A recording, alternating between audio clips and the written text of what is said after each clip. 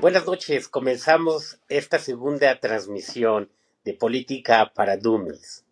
Hoy vamos a abordar dos temas fundamentales: el resultado electoral del pasado 4 de noviembre en la elección de Estados Unidos. Y vamos a hablar también de este tema que en México ha generado gran revuelo, muchísima polémica, que es la marcha de la generación Z. No hay que olvidar que es un movimiento que no está ocurriendo en México ni es a raíz del asesinato del alcalde Carlos Manso. Es un fenómeno que se está dando en varios lugares del planeta. Pero más adelante abordaremos este tema. Saludo con el mismo gusto a mi querido y estimado amigo Aldo Pimentel. Amigo, adelante, muy buenas noches. ¿Cómo estás, Paquito? Muy bien, muchas gracias. Muy contento de estar nuevamente aquí contigo. Sí, fíjate que esta semana ha sido, bueno, estas semanas han sido en realidad de muchos temas nuevos. Hay muchos temas que se están desarrollando y la verdad es que están muy interesantes. Este análisis de la vida política nacional está muy interesante, sobre todo por que se viene una participación de los jóvenes y también esta participación de los jóvenes se da en el contexto de las elecciones en los Estados Unidos. Y también ahora la participación de los jóvenes en las marchas en México. Así que los jóvenes de esta generación, no solo de la generación Z, que ahora es el tema que abordaremos durante esta conversación, sino también los jóvenes en particular, entre 35 y hacia abajo, son quienes están empezando a participar más, están empezando a involucrar más en la vida política. Y obviamente, bueno, también son capaces hoy de decidir una elección, como en el caso de lo que vimos en los Estados Unidos. Pero bueno, ¿por dónde quieres iniciar? Cuál es el tema que quieres, con el que quieres que abramos? Pues mira, yo creo que uno nos va a llevar al otro. El resultado de lo ocurrió en la elección de Nueva York, donde gana un joven con ascendencia de Uganda, y bueno, que no es norteamericano 100%, pues viene a romper muchas de las cadenas que el presidente Trump ha querido imponer, hablando de la migración, criticándolos, y persiguiéndolos incluso como lo están viviendo nuestros paisanos, ¿no? Y ha sido sorprendente, pues, este resultado, que eso creo que a todos nos deja, no nada más por lo que significa de una derrota para el gobierno y para el presidente Trump, sino por quién llega a ganar. Sí, fíjate que con este tema de la migración, que ha sido uno de los temas que más réditos políticos ha generado para Donald Trump, la llegada de un ugandés, hijo de hindú, que básicamente se avecinó desde niño en la ciudad de Nueva York. Además es un joven de 34 años que representa no solo la cara nueva de la política democrática en Estados Unidos, sino esta definición propia de joven, socialista, inmigrante, ¿no? Es decir, todas las características que el gobierno de derecha de Trump ha estado combatiendo.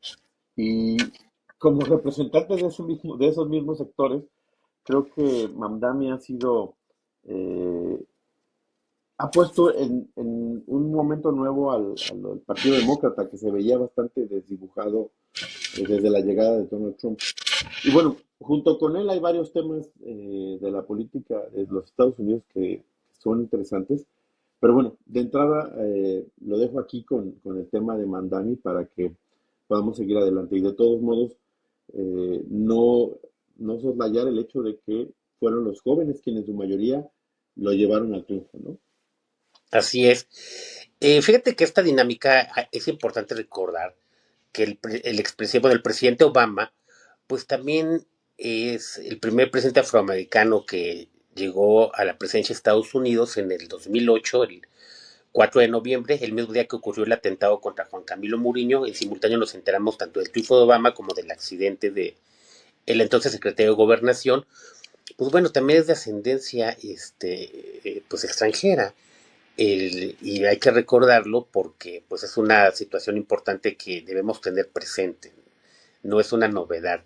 Y toda esta revolución que están causando los jóvenes, que están causando ahora, pero que han venido a lo largo de los años, pues, participando activamente, sobre todo en Estados Unidos. En Estados Unidos hay que recordar los movimientos de los jóvenes, el movimiento hippie, el movimiento por los derechos raciales, el movimiento contra la guerra de Vietnam, situaciones muy importantes, una sociedad muy participativa en esa época, donde contrario a lo que pasaba en México y en gran parte del mundo, la respuesta era la represión. En Estados Unidos fue muy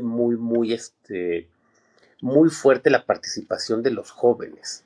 Es necesario siempre tenerlo presente, porque creo que tiene una conexión y tiene un gran simbolismo para este momento que estamos viviendo, pues que tampoco es nuevo, pero que sí retoma muchos temas interesantes y en muchos países donde pues no hayamos visto unas movilizaciones como las que están ocurriendo de la generación Z.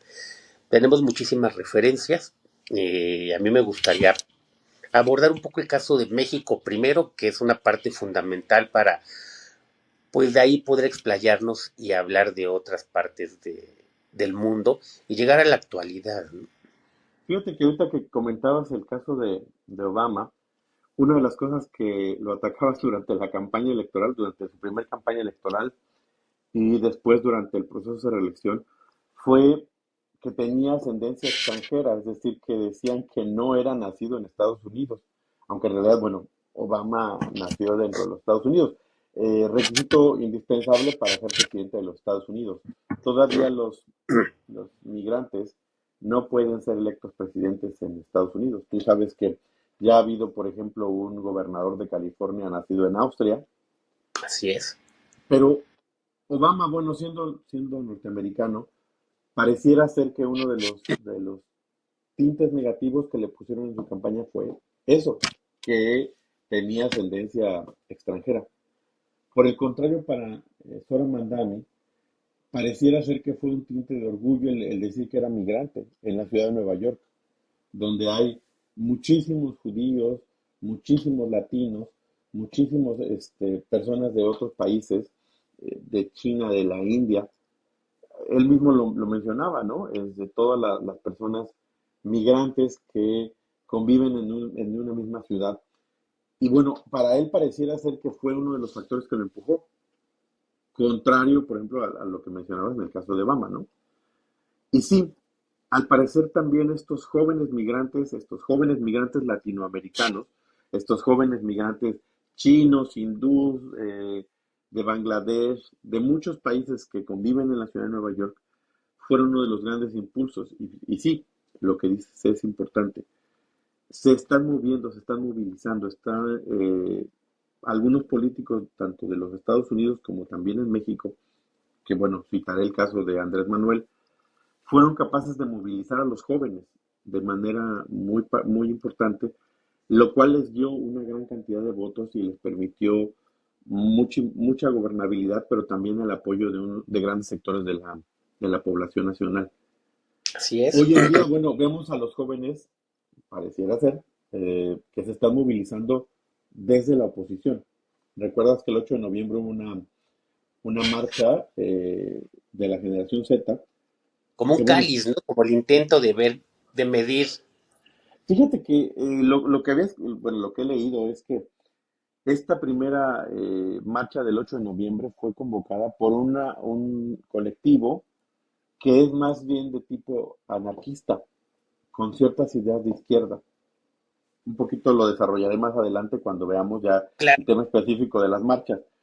Pero la marcha del 15 de noviembre pareciera ser más bien que es una marcha convocada por la derecha. ¿Cómo lo has visto tú? ¿Cómo has visto esta discusión que se está dando a nivel de los medios y de los analistas también? Mira, yo reitero otra vez el caso mexicano, primeramente, como esta parte, y concuerdo totalmente contigo, que se ha involucrado mucha gente que nada tiene que ver con la generación Z, que tampoco son jóvenes, y que han tomado algunas banderas para adentrarlas dentro de la marcha. La marcha, yo lo decía la semana pasada que platicábamos, me parece totalmente legítimo. Me entusiasma que sean los jóvenes. Eso me entusiasma. Lo que no me entusiasma, pues es que haya políticos, que haya otra tanta gente que no tiene nada que ver con las marchas juveniles.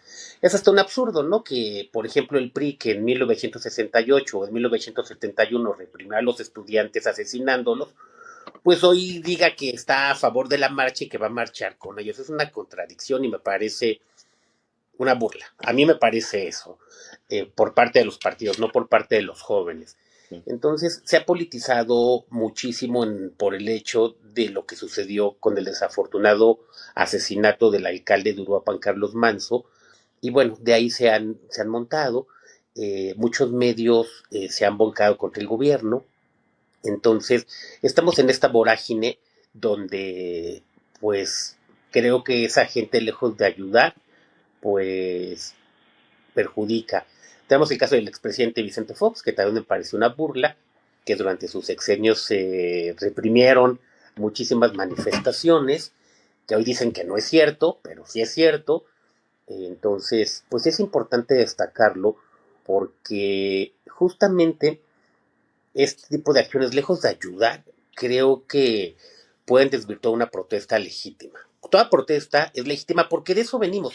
Este país se construyó a base de protestas, a base de manifestaciones. Hubo mucha gente que dejó la vida en el camino y hoy me parece muy sano que podamos hacerlo. Durante muchos años, sobre todo en la década de los 80s, 90s, hubo muchísima apatía, hubo muchísima represión, hubo muchísima contención. Hay que recordar los cuerpos de inteligencia como la Dirección Federal de Seguridad, pues que se encargaba de infiltrar gente, que se encargaba de reventar estas marchas y que los medios de entonces pues también servían para decirnos que eran unos rebeldes, que eran unos vagos, que eran unos grillos, que eran unos izquierdistas, y se les descalificaba. Esos mismos medios y esos mismos comunicadores que hoy están impulsando la marcha. No nos dicen que en el pasado jugaron un papel fundamental varios comunicadores, varios de los que siguen vigentes, y que desacreditaban la marcha. El otro día comentábamos, lo saco como repaso nada más, cuando surge el movimiento Yo Soy 132, ¿cómo los acusan de que no eran ni estudiantes? Y generaron un movimiento impresionante que ha quedado en la historia. Pero bueno, llegaremos a esa parte en un ratito. Fíjate que ahorita que hablamos de las marchas, mencionaste el 68, mencionaste el 71, bueno, un movimiento estudiantil interesante en la UNAM en el 88. Eso 86, sí, 87, con el doctor Carpizo, cuando las cuotas, ¿va? es correcto, gracias por la corrección. No, Fíjate no, que, no, al contrario, no, no, no. fíjate que los jóvenes, digo, en general, siempre han sido una punta de lanza en muchos de los movimientos, principalmente los movimientos de izquierda. Muy pocas veces en México los jóvenes se han manifestado a la derecha. Y aquí tengo yo dos precisiones con respecto a este tema de la marcha de la generación Z. La primera es englobar a los jóvenes por una fecha de nacimiento, es decir, por un año de nacido, y entonces englobarte en toda una generación que pareciera que compartiera los mismos valores, cuando no es así.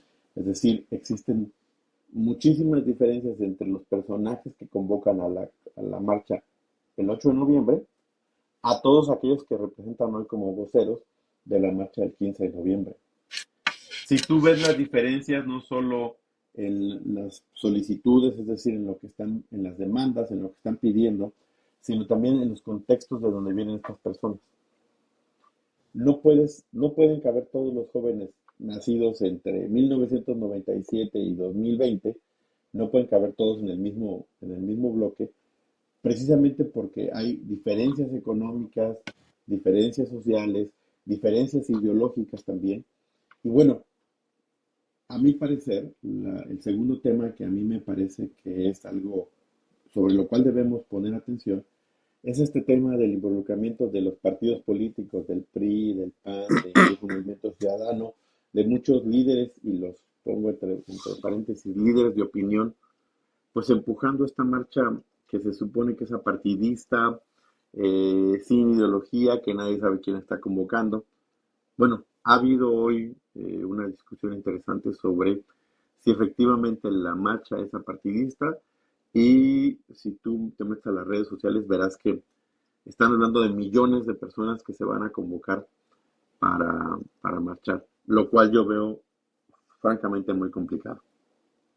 Sí, mira, yo, en mi opinión, claro, creo que sí se está desvirtuando esta parte por el involucramiento de personajes, pues que nada tienen que ver con la generación Z. Coincido totalmente contigo. La generación Z la sitúan en diferentes épocas según el autor, según la época en la que nacieron. Hay quien dice que fue, no, fue a partir de 1982, hay quien la recorre hasta los 90. Entonces, hace un estudio recurrente, ¿no? Quienes somos de la generación X, según Douglas Copeland, con ese libro que generó Historia en 1993. Pues bueno, después siguió la generación Z, y bueno, se habla de la generación Einstein, de la generación Sandwich. De verdad, según el autor, hay muchísimos libros. Es un tema que a mí me gusta, pero bueno, no quiero dormir ahorita a quienes nos hacen el favor de acompañarnos. Y es cierto, las lagunas, las diferencias sociales, económicas, académicas, pues son muy, muy distintas. En ese sentido, pues desafortunadamente la desigualdad en este país ha sido la constante. Y es importante destacar que a mí se me hace una burla y un exceso de los líderes políticos, sobre todo el PRI, que reprimieron los gobiernos priistas, que dicen que ya hoy son diferentes, pero también son esos políticos los que han dejado sin un futuro claro a todos estos jóvenes que hoy dicen apoyar, pero no les dicen que ellos los dejaron sin pensión, que ellos modificaron todo esto para que cada día les fuera más difícil la vida, ¿no? Hoy estos jóvenes están en una situación muy complicada porque las condiciones laborales no son nada favorables. Estamos en un momento donde ha sido recurrente, pues que cada día es mucho más complicado poder adquirir una pequeña vivienda. Ya no pensemos en algún tipo de casa residencial o semi-residencial, ni mucho menos. Las condiciones son difíciles, pero todo esto tiene un porqué y todo esto tiene una explicación. No ocurrió solo, y las crisis recurrentes que provocaron esos partidos que hoy apoyan y que hoy dicen que se van a sumar a la marcha, pues me parecen una contradicción total. Fíjate que ahorita que mencionabas esto del tema de la vivienda y, bueno, evidentemente las desigualdades que existen arraigadas estructuralmente en la sociedad mexicana. Esto de la vivienda propia, es decir, de que los jóvenes tengan acceso a vivienda propia, y la otra es la reducción de la jornada laboral, fueron solicitudes y demandas de la marcha del 8 de noviembre. Y si te das cuenta, esas solicitudes, estas demandas, son cosas que los jóvenes de izquierda, los jóvenes más precarizados, es lo que están pidiendo, porque es lo que realmente les afecta y en caso de que esas cosas sucedieran serían los grandes beneficiarios de estas demandas. Por Claro, otro lado, los convocantes a la marcha del 15 de noviembre, su primera solicitud es la revocación de mandato, es decir, solicitar la revocación de Claudia Sheinbaum de la presidencia de la República. Si te das cuenta de lo diametralmente opuesto de las demandas, es decir, por un lado tienes a los jóvenes que son pues con una tendencia a la izquierda por su misma precariedad económica, lo cual es un problema en México, y los otros chicos que tienen muchas de sus necesidades resueltas y entonces se pueden dar el lujo de solicitar temas de política que realmente solo benefician a un sector muy, muy pequeño de la población. Entonces, estos jóvenes poco a poco están politizándose más. Lo que pasa es que en algún momento tendrán que encontrarse, es decir, tendrán que encontrarse estos jóvenes con estas solicitudes muy, muy directas como tener una casa propia, poder acceder a jornadas laborales de 40 horas, o lo que los jóvenes pidieron en Nueva York, es decir, transporte público, vivienda más asequible, contra aquellos jóvenes que lo que quieren es que Salinas Pliego sea presidente o que piden que quiten a Claudia Sheinbaum porque pues hubo el asesinato de Carlos Manso, ¿no? así es.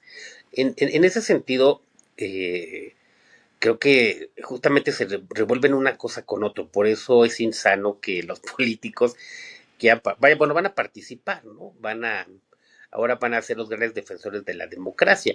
Yo considero importante recordar que el expresidente López Obrador, pues en su momento planteó esta opción de la revocación de mandato y fue justamente la oposición quien, valga la redundancia, se opuso o, a esta iniciativa y se pedía que se hiciera en la elección intermedia de 2021 y decían que bueno, que no se podía.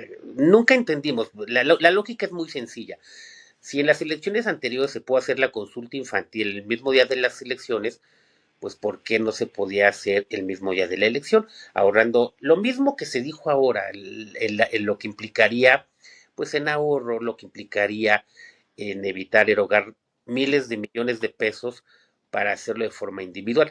Es contradictorio e incluso llega a revolver, porque por un lado dicen que el gobierno está totalmente desprestigiado, que no hay apoyo, que cada vez el país va en picada. Eso dicen por un lado, pero por otro lado dicen que no quieren que la presidenta aparezca en la boleta porque eso sería como pues hacer proselitismo a favor de su partido, a favor de Morena. Entonces, bueno, pues es un tema difícil. Me queda claro que me parece que en cualquier democracia es sano que haya la posibilidad de revocación de mandato. En México vamos muy atrasados. Hubiéramos querido en 1995 o en 1996 o antes tener esa posibilidad. Entonces, eh, ahora el Congreso, el coordinador de Morena, Ricardo Monreal, pues en una actitud que me parece sensata y sana, eh, pide que se detenga para que pueda haber una discusión más amplia al respecto y que no sea como en los viejos tiempos, pues mayoritear e imponerla. Pero bueno, ¿qué es lo que, qué es lo que quiere imponer Morena? Porque según entiendo, es la oposición quien ahora está pidiendo que la revocación de mandato sea coincidente con las elecciones intermedias. Es decir, que tanto Claudia, y bueno, ahí agregan a los gobernadores, sean incluidos para la revocación de mandato en ese mismo proceso electoral. Cuando ellos mismos, bien lo comentabas tú, fueron los primeros en oponerse, cuando López Obrador les dijo que la revocación de mandatos debería ser en el 2021, es decir, a la mitad de su mandato, coincidiendo con las elecciones del Intermedias. 2020, las intermedias, las Ujú. elecciones legislativas. Ahora bien, se manda al año siguiente y al año siguiente la participación es, si no recuerdo mal, alrededor del 17%, lo cual Muchos según la, millones. lo cual, según la ley no es vinculante. ¿Será posible que si lo mandan a las elecciones intermedias de 2027, principalmente, bueno, yo estoy pensando en el caso de Claudia Sheinbaum, no sé si la elección, perdón, si la revocación de mandato de los gobernadores pueda beneficiar o perjudicar? Me gustaría un poquito más abundar en el tema, es decir, abundar sobre este tema, pero principalmente, ¿tú crees que beneficia a la presidenta que coincida con la elección legislativa del 27?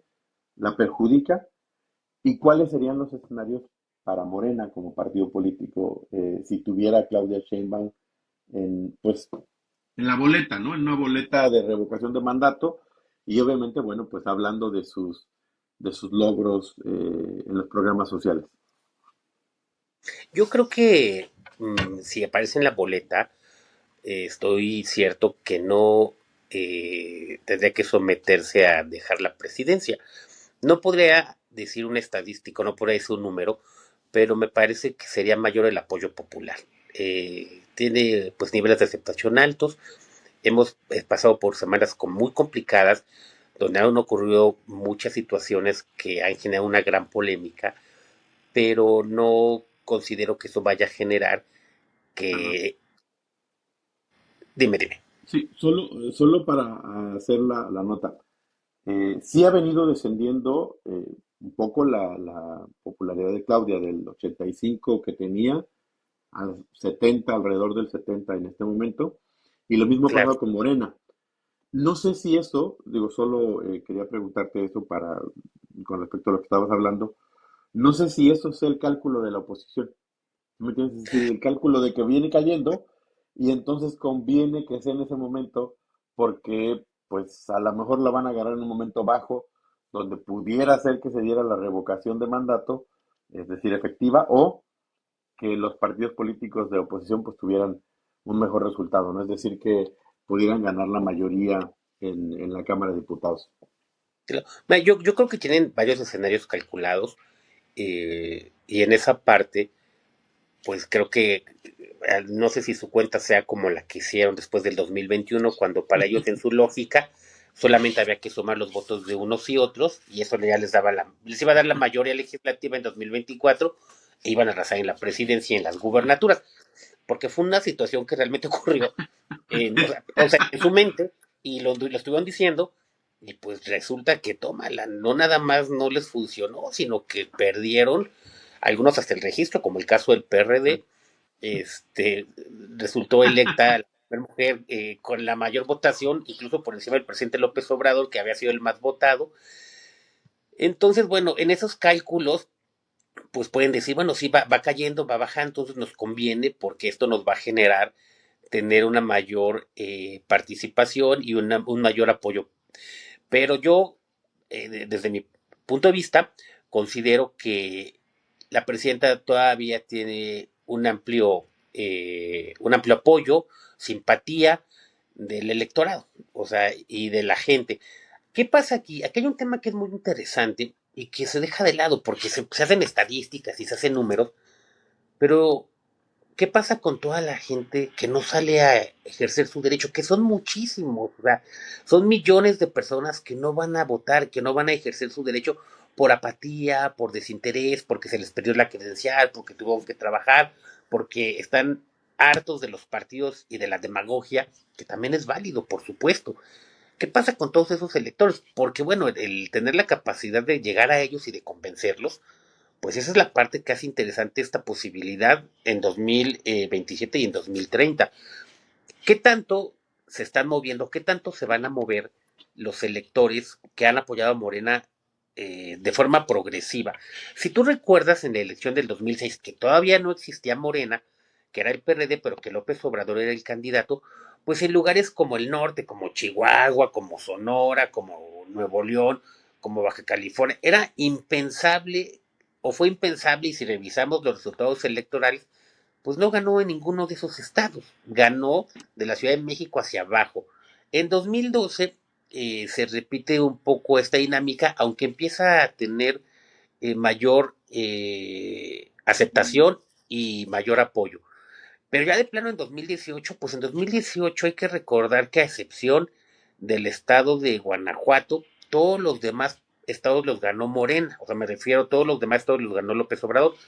Fenómeno igual que en 2024, con la excepción de Aguascalientes, Morena gana todos los estados, bueno, en la elección presidencial, claro.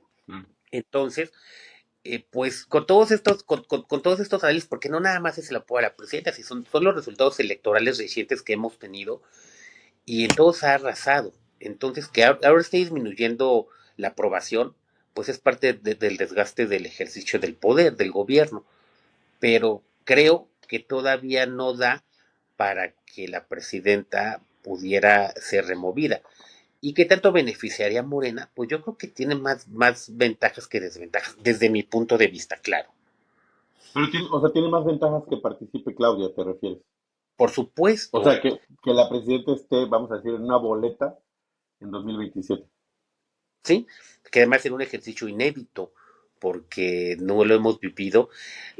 Lo más parecido, bueno, recordemos que en el pasado, pues las boletas electorales, esto lo hablamos para todos los que son muy jovencitos, que justamente muchos de los que le llaman generación Z, o yo le llamo los jóvenes, no me gusta etiquetarlos, pero pues en el pasado las boletas electorales no tenían la foto del candidato, no tenían la imagen, tenían el puro nombre, y el primero que solicitó que apareciera su imagen fue Vicente Fox, no sé si lo recuerdas, que era con su V de la Victoria en la boleta del 2000, que fue incluso impugnado por los demás partidos y demás, pero pues eso es lo que nos precede en la cuestión de las boletas. Hice un ejercicio inédito que la presidenta pues por primera vez aparecía en una boleta en una elección distinta a la que fue electa.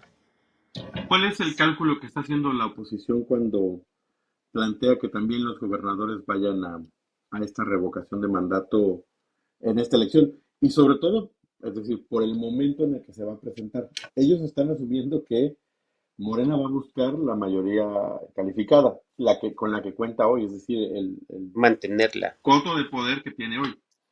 Ahora, su peor escenario sería ganar la mayoría sin ganar la mayoría calificada, porque eso pues evidentemente lo limita a realizar eh, reformas constitucionales y bueno, pues a mantener el control de los órganos en la Cámara. Pero bueno, ¿cuál es el cálculo que están haciendo? Porque si asumen que Claudia va a ser un activo para Morena, es decir, que Claudia va a jalar hacia arriba a los candidatos, entonces, ¿por qué la están empujando para que entre en la elección del 27? Y bueno, ¿por qué están empujando que también los gobernadores se sometan a esta revocación? ¿Qué es lo que están viendo? Mira, yo considero que situaciones como la que ocurrió en Tabasco con la barredora, lo que acaba de ocurrir en Michoacán, lo que pasó en Veracruz después de los desastres naturales, pues lo consideran como que ya hay un hartazgo, como que ya la molestia social es mayor al apoyo y por ende, pues someterlos a la revocación de mandato. Bueno, primero es decirles, vaya, a los que pudieran quitar. O la otra, decir, miren, como el apoyo ya no es tal porque está este desgaste. Y que puede ser, por supuesto, coyuntural, o que puede ser porque realmente hay un mal gobierno, porque a veces esa es la parte compleja. Querer evaluar gobiernos donde uno no vive, donde uno no está cotidianamente, donde uno no sigue los acontecimientos. Puedes seguir la prensa, puedes seguir, pero bueno, el tener la certeza de lo que está ocurriendo, pues no es tan sencillo. No es tan sencillo decir, oye, ¿qué está pasando en Tabasco, no? O sea, a lo mejor nunca has ido a Tabasco, ¿no?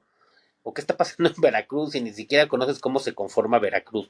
Entonces, hacer ese tipo de diagnósticos tan a la ligera, pues me parece que tampoco es como muy seguro. No vaya a ser que le salga todo por la culata y resulte pues que la presidenta tenga un mayor apoyo, que los gobernadores tengan más apoyo y que lo que están considerando en este momento pues no ocurra como tal. Porque también, bueno, ya empezó a correr la versión de que quieren se remover a la presidenta para poner al hijo del expresidente y una serie de fantasías que, pues bueno, primero habría que leer el texto constitucional y habría que ver qué sucede en el supuesto de que esto ocurriera. Sí, esta política ficción que decía Carlos Salinas y que hoy llaman trascendidos, ¿no?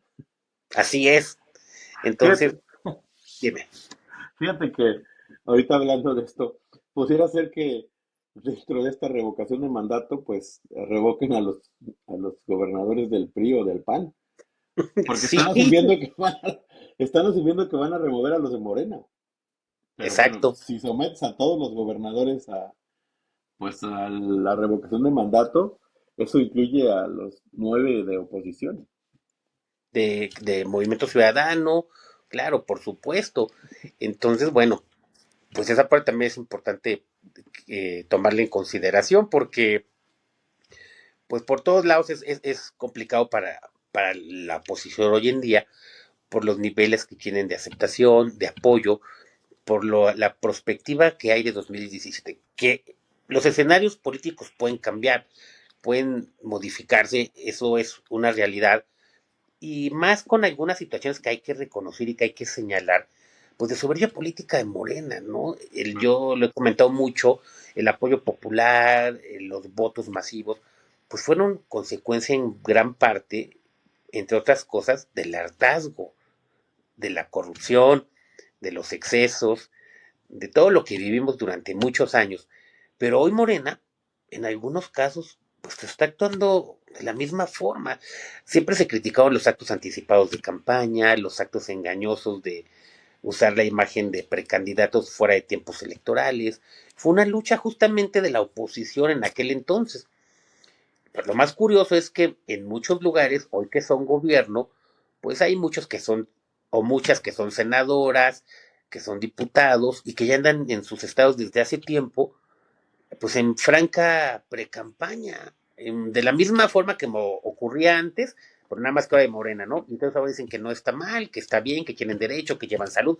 Los mismos argumentos que escuchábamos hace 10, 15 años, 20, pero en la actualidad, y me parece que eso es un acto de soberbia política, además de que está por encima de la ley, por supuesto. Bueno, antes decían que el que se mueve no sale en la foto, ¿no? Don Fidel Velázquez, pero luego cambió, acuérdate, a que el que primero el que se mueve no sale en la foto y luego cambió a el que no se mueve no sale en la foto. Ya ha Pues entrado el siglo XXI, ¿no? ¿Te acuerdas? Que pareciera ser que eso es lo que está pasando en Morena hoy. Ya parecía que Morena está en el 27. O sea, muchísimos, dijiste bien, senadores, diputados federales, senadoras, ya están moviéndose para la elección del 27 para las gobernaturas. Ahora, eh, sí me gustaría que tú que conoces más esta parte histórica, las elecciones intermedias, ¿de quién son? Es decir, ¿quién es el grupo político que debería dominar en las elecciones intermedias? Porque pareciera ser que en la elección del 24, el grupo político que dominó no fue el de Claudia Sheinbaum, es decir, no fue el grupo cercano a la presidencia. Sí en el gabinete, sí en todos los puestos, vamos a decir, más importantes de tanto del gabinete como del gabinete ampliado, pero dentro por ejemplo, de la Cámara de Diputados, de la Cámara de Senadores, existen otros grupos que tienen fuerza por sí mismos, porque han ido acumulando poder. claro, ¿Cómo debería ser en el 27? Y te lo pregunto en el mismo tenor del tema de la revocación del mandato, porque si Claudia va a la elección, pues supongo que ella va a apoyar a sus candidatos al gobernador, porque pues ahí parece ser que va la jugada. Son 17 gobernaturas que Morena quisiera quedarse por lo menos con 15. Ahora, pues Claudia pudiera querer quedarse con esos 15. ¿Qué dice la historia al respecto? Es decir, ¿qué dicen los datos históricos sobre las elecciones intermedias? bueno, mira, mmm, vámonos a remontar, ¿qué te parece? Para no irnos tan atrás, vamos a 1991, ¿qué te parece? Después de la elección de Yo pensé que ibas a 88, decir 1988. no, pues, pero es que dijiste intermedia. Vamos a 1991, que fue la elección intermedia, después de la elección de 88, de esa elección tan cuestionada, de la caída del sistema, donde el PRI pagó un alto costo político por el hartazgo, a consecuencia de los terremotos de 85, de las crisis económicas. Pues en 1988 la oposición tiene un crecimiento considerable para la época, el Frente Democrático Nacional, el PAN y demás.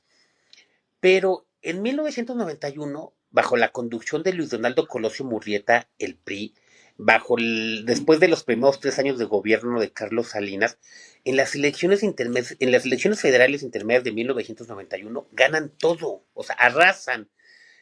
Además, bueno, pues empezaba la parte del IFE, fue la primera elección, aunque hay que recordar que todavía lo presidía el secretario de Gobernación, que entonces era Fernando Gutiérrez Barrios, pues estábamos en ese proceso de crear el organismo electoral. Pero en 1991 el PRI arrasa. De hecho, esa es la parte que a Luis Donaldo Colosio lo catapulta como un gran estratega, ¿no? Entonces, bueno, pasa esto en la elección de 91. Y luego la que sigue, o sea, que fue intermedia, la de 1997. En 1997 hay que recordar que el PRI pierde la mayoría, que se genera el grupo de los cuatro, conformado por el PRD, que encabezado por Porfirio Muñoz Ledo, el grupo parlamentario, por el PAN, comandado por Carlos Medina Plasencia y Santiago Krill, que tuvo un papel muy destacado, por el Partido Verde, que Jorge Emilio González, conocido como el Niño Verde, era muy jovencito, y el Partido del Trabajo, que fue el G4, el grupo opositor. Y bueno, fue complicado ese proceso porque pues el PRI se resistía a reconocer que ya no era mayoría, era primera minoría, hablando en términos electorales. Y bueno, empezaron los nuevos equilibrios, se vislumbraban muchas cosas que finalmente pues no pasaron, pero fue cuando el PRI pierde la mayoría, la antesala del año 2000 cuando pierde la presidencia. En la elección intermedia de 2003 ocurre un fenómeno de decepción. La gente generó muchas expectativas con el triunfo de Vicente Fox en el año 2000. Se esperaba un cambio, se esperaba una transición a la democracia, se esperaba que se encarcelara a los políticos corruptos del viejo régimen, pero sucede todo lo contrario, la participación es muy baja. Incluso en ese momento el presidente Fox, recordarás, aunque sé que eras tú muy joven en esa época, una campaña que decía quítale el freno al cambio, ¿no? Impulsada por comunicación social de la presidencia, que se gastaron muchísimos miles de millones de pesos, pero finalmente hubo una participación baja. Y luego, en 2009, que le toca al presidente Calderón, a la mitad de su sexenio, había un descontento, un malestar. Incluso en 2009 se da un movimiento de no ir a votar. O sea, surge un grupo, no había redes sociales como tal, no había todos los mecanismos que hoy tenemos, pero sale un grupo que llama a no votar, o sea, que llame a que no vaya, que no vayas y que no votes, porque antes tuvimos el voto del miedo, el voto útil, digo, el voto del miedo en 1994, en la elección del 21 de agosto de 1994, se le conoce como la elección del voto del miedo, donde, pues después de todo lo que había pasado en México, pues se pedía que se siguiera apoyando al PRI, porque si no, iba a haber crisis, iba a haber devaluaciones, se iba a espantar el capital extranjero, si ganaba Cárdenas, eso fue la dinámica. Y efectivamente, todo lo que el PRI dijo ocurrió, nada más que pues ganó Ernesto Cedillo, no Cuauhtémoc Cárdenas. Entonces, fue el voto del miedo. Y luego en 2000 se llamó el voto útil, que se pide que pues dieras tu voto a Vicente Fox, que no votaras por alguna otra opción, porque era la posibilidad del cambio real. Y mucha gente lo asumió como tal. Pero bueno, tomé esos ejemplos porque hablaba de las elecciones intermedias. Y en 2009 se llama no votar. Y había pues muchísimas situaciones que estábamos viviendo, violencia, la guerra contra el crimen organizado, um, y todo lo que estaba pasando en ese momento en un país compulso, porque estábamos así en ese sentido, ¿no?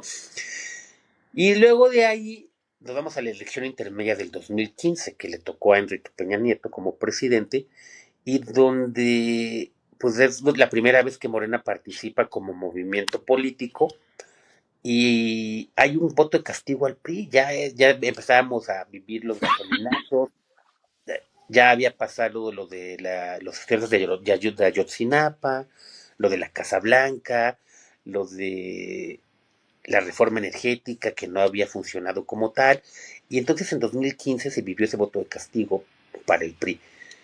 Y de ahí nos vamos al 2021. Y en el 2021 hay que decirlo y hay que recordarlo porque fue hace muy poco. Hubo un voto de castigo para Morena, para el presidente López Obrador, consecuencia, y para la Ciudad de México que gobernaba la hoy presidenta. Y esto fue pues por el derrumbe de la línea 13 del metro. Tú debes de recordar que se cayó aquel puente y bueno, fue previo a las elecciones y eso generó pues un voto de castigo. La Morena perdió muchas alcaldías en la Ciudad de México, eh, Morena perdió también la mayoría en la Cámara. Entonces, pues ahora para esta elección que viene, que si bien es cierto decías que se conformó el Congreso en este momento por liderazgos diferentes a la presidenta, hay que recordar que eso ocurre porque cuando empieza el proceso de selección con las llamadas corcholatas, ellos definen en el método cómo se iba a repartir el segundo, el tercero y el cuarto lugar, y pues eran las coordinaciones, que ahí hubo la discusión entre Noroña y Adán Augusto, porque Noroña exigía que a él le tocaba la coordinación de la bancada en el Senado. Finalmente dan la presidencia a la mesa directiva y arreglan todo en casa, pero se hace un escándalo. Entonces, pues más bien ahí quien debería haber estado en el Congreso era Marcelo Ebrard, pero bueno, recordemos que él también tuvo algún tipo de molestia y semirrompimiento y finalmente regresa, pero se integra el gabinete.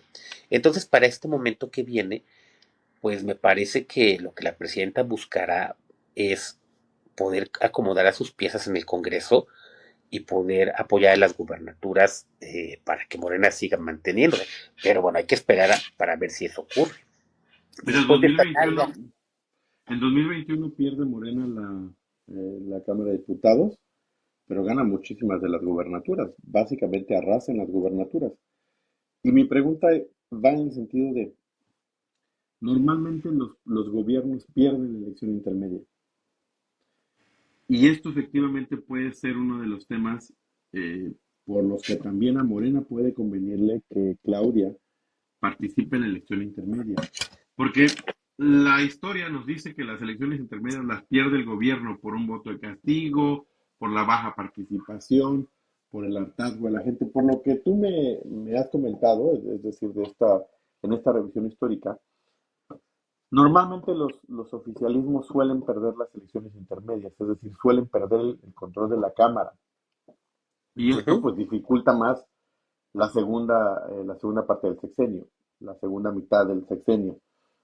Yo creo que Claudia no quiere eso, porque además Claudia había tenido muchos problemas para afrontar la gobernanza por los problemas que está teniendo en el exterior con Estados Unidos, pero también los problemas internos, que pareciera ser que le están creciendo los enanos, es decir, dentro del mismo Morena, pero también en la oposición, que empiezan a hacer cada día más ruido y empiezan a tomar posiciones cada vez más radicales. Desde una perspectiva, la verdad es que se están radicalizando. Incluso, bueno, hablamos de Salinas Pliego, que ya dijo que él es de ultraderecha y abiertamente dice que está orgulloso de eso, ¿no? Y Si lo esto, peor es que, pues deja que sea de ultraderecha y que esté orgulloso. Pues lo peor es que está teniendo un buen de seguidores. O sea, eso es lo extraño, ¿no? Pero bueno, respetable, estemos de acuerdo, no estemos de acuerdo, porque también, pues es importante decirlo.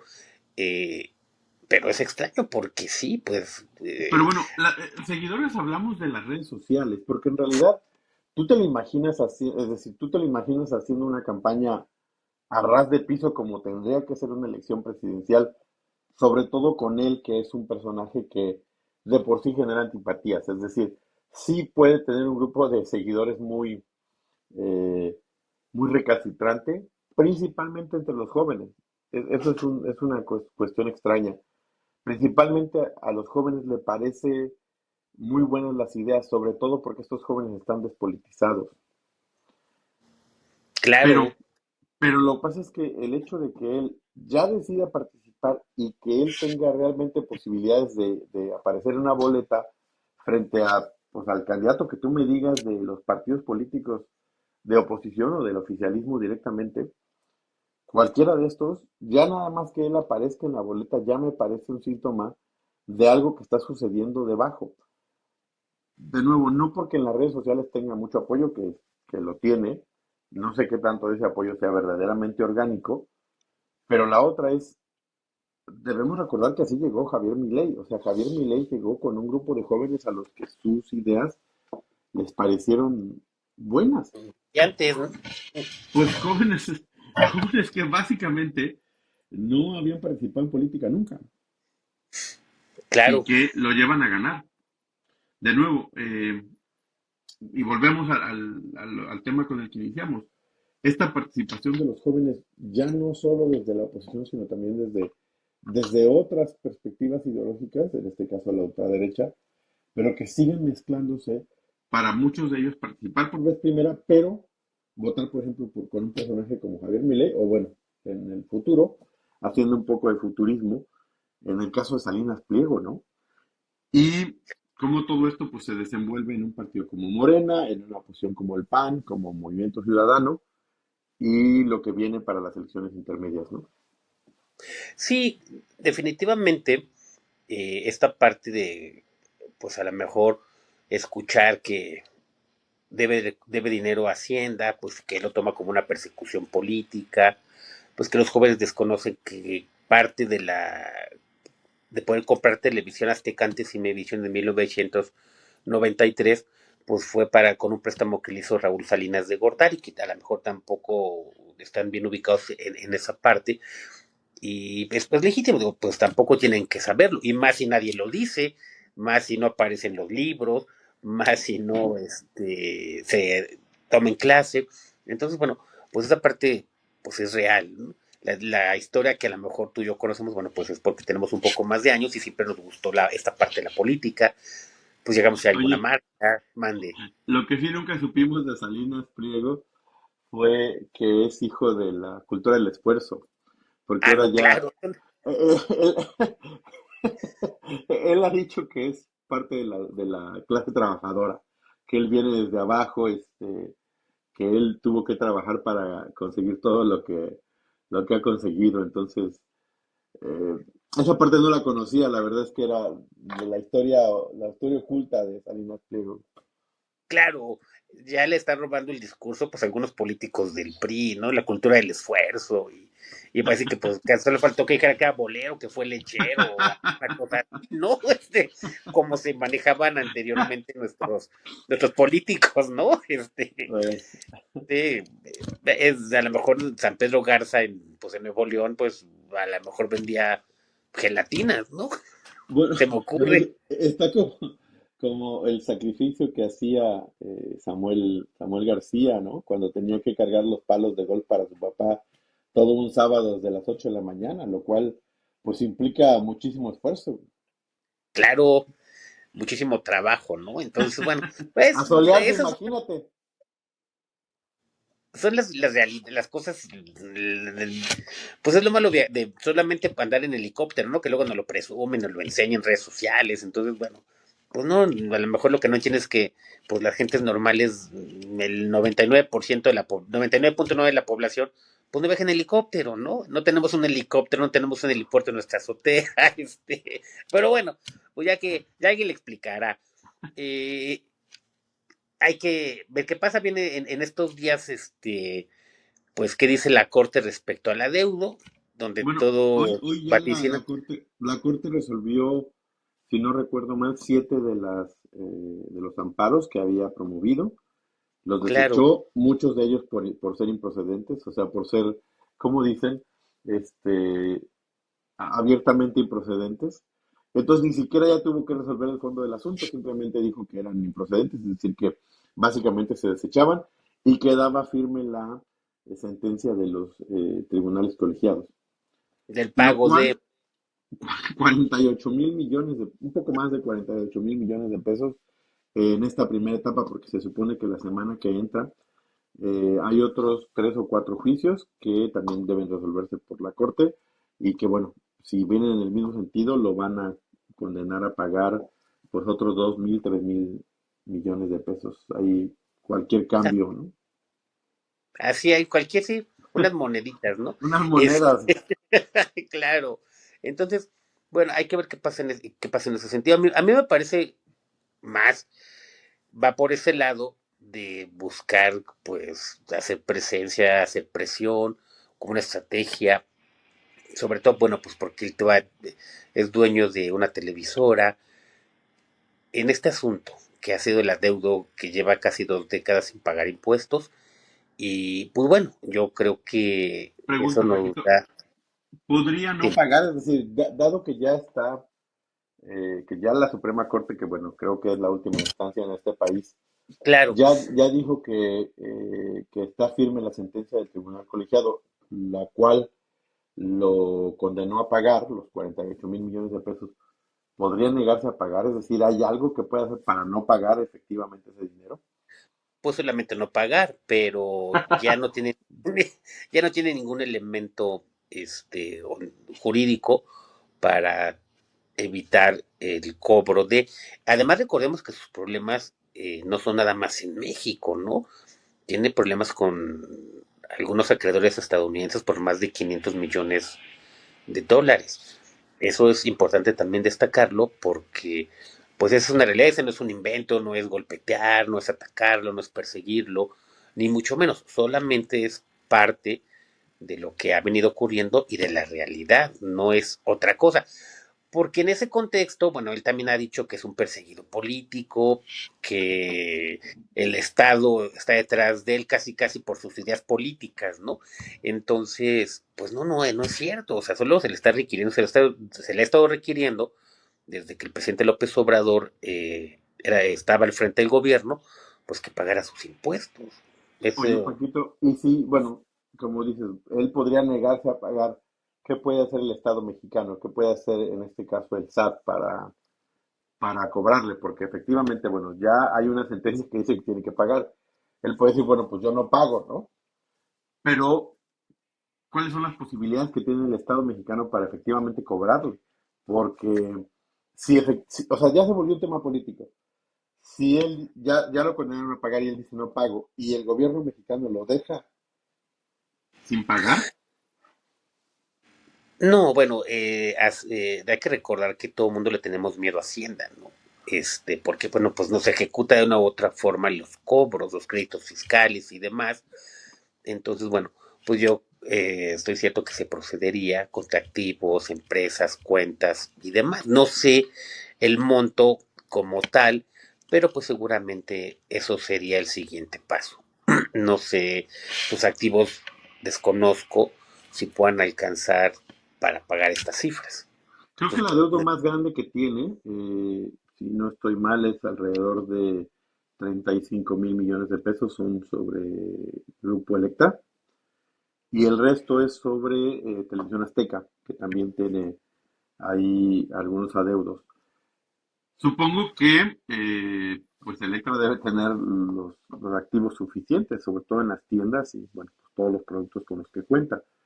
Televisión Claro, su Azteca igual, portafolio. supongo que son los activos como los terrenos, los edificios, pues los equipos. No, o sea, yo siempre me pregunto si él tenía que pagar 48,000 millones de pesos de impuestos, ¿cuánto ganó en ese periodo de tiempo? Sí, sí, Imagínate, porque estás hablando de que los impuestos, ¿qué te gusta que sean? ¿Una tercera parte, una cuarta parte de sus ingresos? O así sea, es, de la ganancia ya total. Imagínate así la es. cantidad de dinero que está generando. Sí, claro, los miles de millones que hay detrás. Ahora, pues aquí estamos especulando y pues los puede pagar sin ningún problema, ¿no? Solamente Claro, es que no los puede pagar, es pero, correcto. o sea, a lo mejor no creo que sea que no complete o que pues no tenga, o que tenga que esperar la tanda, ¿no? Creo que, creo que sí los puede pagar.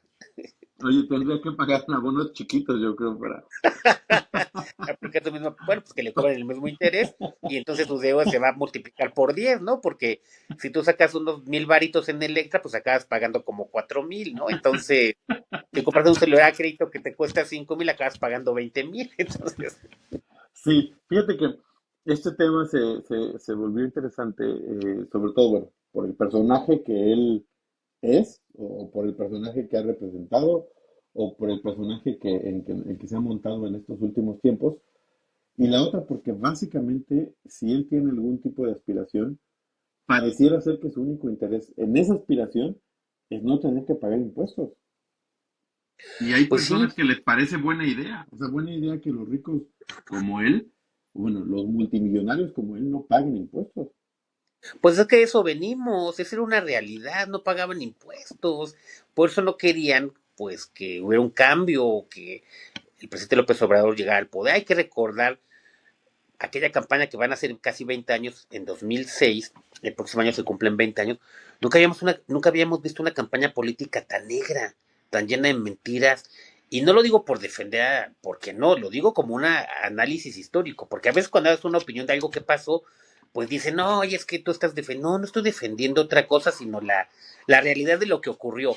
Y en ese sentido, pues nunca habíamos vivido, y creo que hasta el día de hoy no hemos vivido una campaña tan negra de ataque directo de aquel famosísimo peligro para México y que era lo peor que le podía pasar al país y que, como dicen, hoy hacen cuentas de que no sé cuántos billones de pesos, o sea, el gobierno ha endeudado al país, que lo ha endeudado en 7 años más de lo que se ve endeudado en 200 años. Bueno, recordarás que los segundos pisos, pues decían que se había endeudado, que había llevado al Distrito Federal a la quiebra en las finanzas y que eso mismo iba a ser como presidente. Entonces, por eso no querían que llegara, ¿no? Porque, pues decían sus cercanos que ya sabían que iban a tener que pagar. Y pues en 2006 empezó esa campaña, en 2012 algo similar, aunque ya no tuvo el mismo efecto. Pero bueno, pues finalmente el apoyo popular, el hartazgo, pues en 2018 lo lleva a la presidencia. ¿Sabes Entonces, qué, Paquito? Lo que pasa es que yo no estoy tan seguro que esa sea la campaña más negra que hemos vivido. Yo ¿no? creo que la campaña que estamos viviendo hoy, es decir, todo este nado sincronizado, estos mensajes coordinados, que hoy en día hablan del narcogobierno, la narcopresidenta, de toda la, o sea, el país está destruido, la destrucción de la democracia. Poco a poco empiezan a coordinarse cada vez más y pareciera, a mi parecer, que vamos a enfrentar todavía una campaña peor. Es decir, todavía vamos a enfrentar una campaña aún más negra para lo que viene, porque si te das cuenta, la elección intermedia va a definir el resto del sexenio de Claudia, pero también lo que va a pasar con partidos como el PRI o como el PAN. Es decir, lo que suceda en esa elección va a determinar mucho para ellos. Y bueno, solo o sea, para no obviar este tema, hablando del tema de que los ricos no quieren pagar, es decir, los multimillonarios no quieren pagar y que por eso Salinas Pliego puede tener una posibilidad de llegar a la presidencia. En Nueva York, uno de los lemas de campaña de Mamdani fue cobrarles más impuestos a los más ricos. ¿Sí me entiendes? Claro, Y ese mensaje tuvo impacto en los jóvenes neoyorquinos.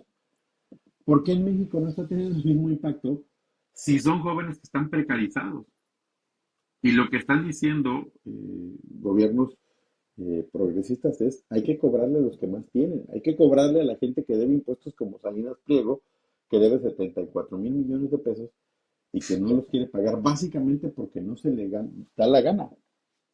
claro.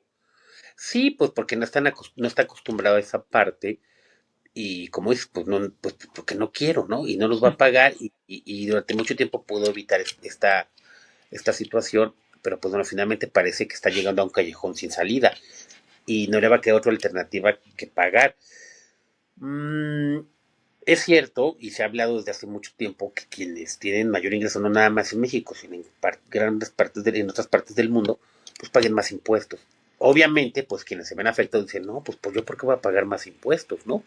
Este, entonces, pues es todo un tema, es todo un tema y es como ha sido la política en este país. Coincido contigo en, en esta parte de que se está generando una campaña pues de muchas cosas, ¿no? Sobre todo de narcogobierno, de la violencia, vaya, yo he sido como muy crítico en ese sentido, porque pues la violencia, el narcotráfico, pues no empezó en el 2018 para acá, ¿no?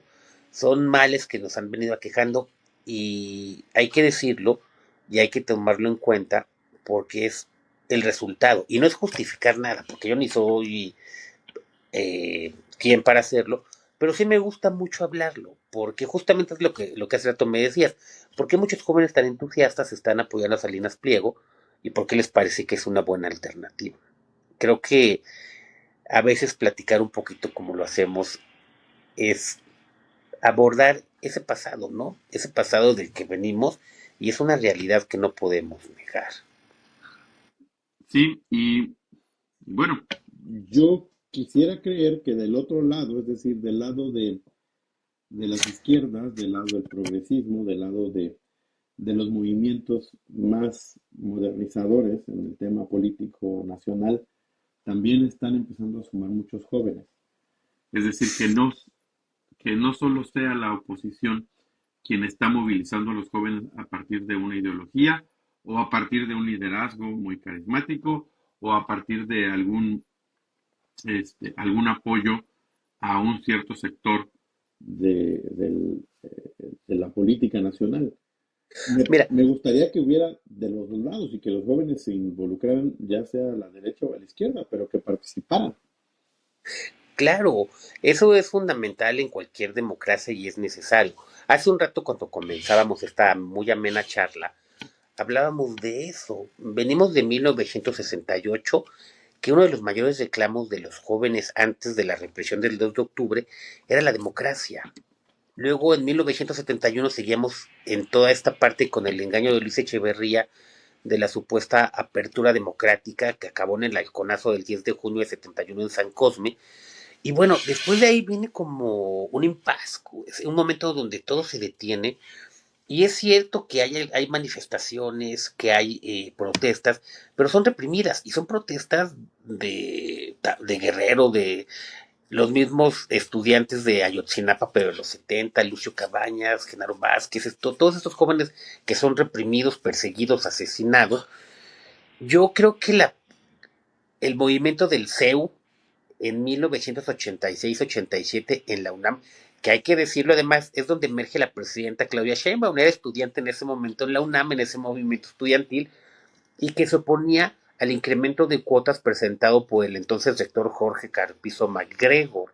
Entonces, bueno, viene todo esto, y de ahí surgen muchísimos liderazgos de la izquierda jóvenes, que después, bueno, pues empiezan a ocupar cargos en el gobierno después de 1997, y bueno, se genera todo ese liderazgo, pero no debemos dejar de lado y perder de vista que la presidenta surge de ese movimiento, participa activamente.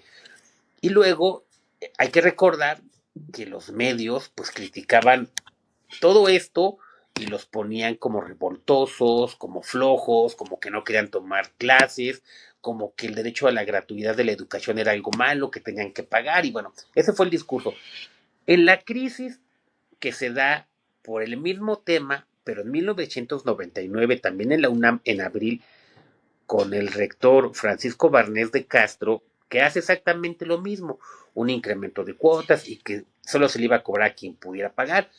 Y de nueva cuenta surge el Consejo General de Huelga, eh, que se va desvirtuando, es cierto, pero es una huelga muy prolongada, que empieza en abril de 1999 y concluye el 4 de febrero del año 2000, cuando la Policía Federal Preventiva recién creada pues desaloja a los estudiantes y retoma el control de la UNAM, ¿no?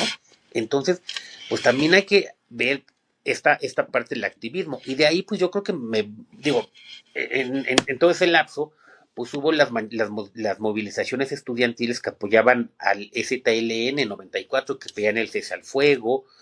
En 1900, después de 1999, pues también viene como todo este proceso donde todo se va tranquilizando, y hasta creo que el movimiento Yo Soy 132, que tiene esa proyección nacional, pero que es descalificado de la misma forma por los medios, atacado, diciendo que no era un movimiento legítimo. Entonces, bueno, pues son muchas situaciones donde los jóvenes en México, después, bueno, pasan toda esta situación complicada de Ayotzinapa en septiembre de 2014. Y a mí hay una marcha que me llama mucho la atención y que no me gustaría dejar de lado, que se da en 2013, que además de que participan jóvenes, la encabezan los intelectuales. Lorenzo Mayer iba al frente de ese contingente cuando se oponían a la reforma energética en el año 2013. Y bueno, pues hemos tenido movilizaciones como la que fue de apoyo al expresidente López Obrador en contra del desafuero en 2005, y venimos de esa parte. Por eso me parece que es sumamente sano que los jóvenes lo puedan hacer. O sea, no decir que está mal que lo hagan los jóvenes, no, eso sería un gran error. Lo que sí está mal es que de ahí se cuelguen alguna bola de dinosaurios, de vividores, que no han hecho otra cosa más que justamente atentar o ser partícipes o han recibido la herencia de toda esa afectación que han sufrido los jóvenes a lo largo del tiempo en México.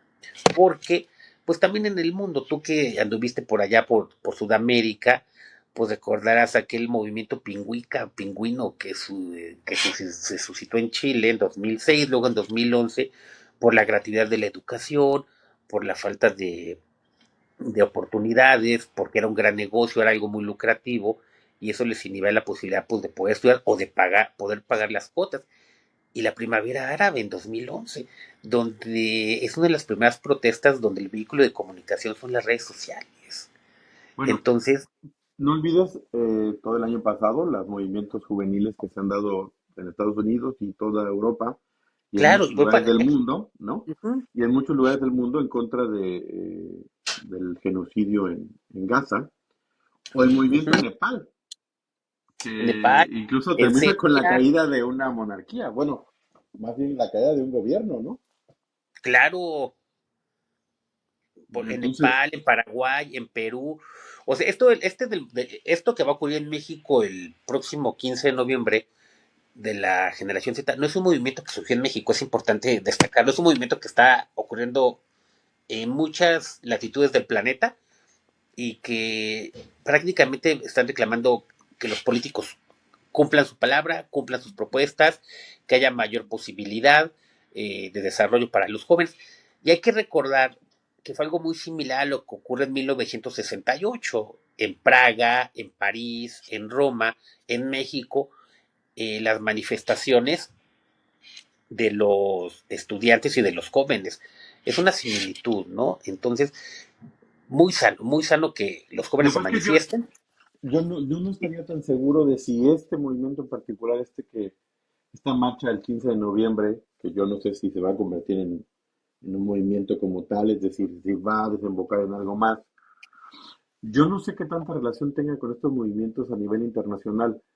L- A mi parecer, este movimiento está más bien siendo impulsado por un grupo de partidos políticos, por un grupo ideológico de derecha, porque la idea es hacer parecer que son estos jóvenes, este movimiento que ya pasó en otros lugares del mundo, y hacerlo parecer como si fuera parte de esa misma tendencia. Espontáneo en México, como Así, si surgiera.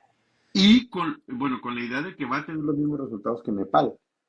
Lo que pasa es que en Nepal hubo también una intervención muy abierta de algunas agencias del gobierno norteamericano.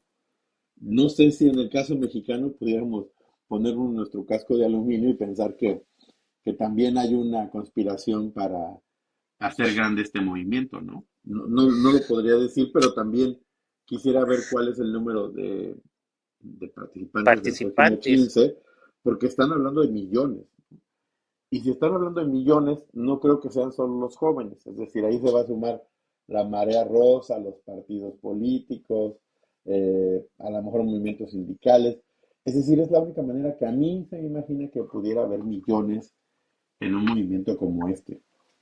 Mira, yo creo que la marcha más de mayor concurrencia en este país fue aquella de defensa en el entonces jefe de gobierno López Obrador en 2005 en contra del desafuero. Creo que esa ha sido la marcha más concurrida. Mm, no sé, o sea, No sé si si fue, hablamos de... ¿Mandé? sí, que no sé si fue esta o aquella marcha.